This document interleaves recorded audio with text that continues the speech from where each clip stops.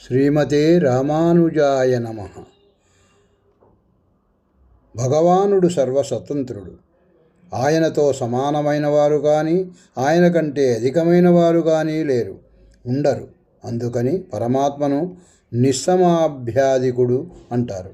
అలాంటి ఆ సర్వేశ్వరుడు ఇచ్ఛాపూర్వకంగా అనేక రూపాలను ధరించి శిష్ట రక్షణ, దుష్ట శిక్షణ చేస్తారు.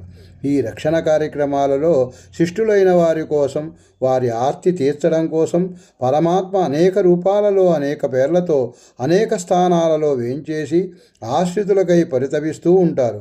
అటువంటి స్థానములకే దివ్యదేశములు లేదా దివ్య తిరుపతులు అని పేరు.